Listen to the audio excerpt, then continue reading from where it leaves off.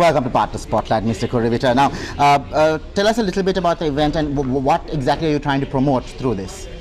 Well, the event, I'm firstly very honoured to be here, to be invited as the guest chef for the High Commissioner's residence, opening of the High Commissioner's residence. But what we're doing is more than just having a party. We're actually promoting Australian food and really showing people what you can do with Australian food, but also what you can do with Sri Lankan products. So it's this really nice cross-cultural event working in Sri Lanka. And look, my job, I believe, and I love to think, that I want to try and put Sri Lankan food on the map of five-star restaurants. And that, I think you might agree that could be a little bit hard when we have this beautiful tasting rice and curry, but sometimes it doesn't look the best on the plate. So that's what I'm working on. There's a few dishes there which I'm working towards, where I'm actually deconstructing the food, and that's the snapper curry. I do it in all 3 restaurants that I have around the world, and it is the biggest seller. So people are starting to understand that Sri Lankan food is not only tasty, but we can present it beautifully as well. In terms of taking Sri Lankan cuisine to the next level, are we doing this? What is your opinion on it? Oh, I think so. I think people are always looking for a point of difference. Doesn't matter whether they're Sri Lankan or wherever they're from.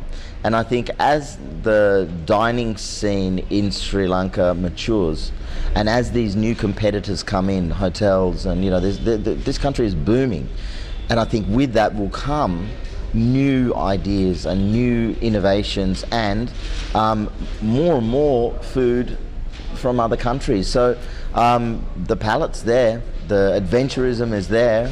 It's just about now putting it out there, and also to Sri Lankans out there, give it a try. Give it a try. As a person who knows his food, what more should our restaurants be doing? I'd say diversify. The food that's there, the food that's being presented and cooked is wonderful. There are a few restaurants that are getting international acclaim, and I think that's what needs to happen. Sri Lankan food itself needs to be put on the map, because it's often confused as for Indian food. And so what we need to do as a collective of chefs who love this cuisine is to start to innovate, but also to diversify. I love chili butter squid, but you can have it in every restaurant in this whole country, and I think there's nothing wrong with that. But how about we just diversify and then create a little bit more? And this is what I'm saying is, don't change the flavors.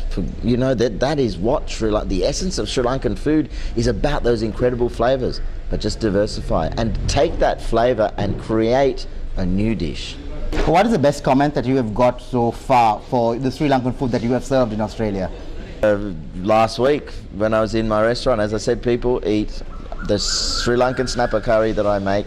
60% of the people that come into any of those restaurants eat that curry, and the food is wow. And it's not just my food. I am replicating my grandmother's curry sauce, but I'm serving it in a different way. So they say, wow, I didn't realize Sri Lankan food is so tasty. And people think that spice means heat. And Sri Lankan cuisine has this incredible way of being able to use spices intelligently. If you want it searingly hot, go for any of the dark curries, you're going to get it. But as the curries, the color of the curry changes, you find that there's a beautiful, mild and fragrant. Thais do it, but Thais, many countries in the world do it, but I believe that this country, my motto about Sri Lankan food is you can curry anything.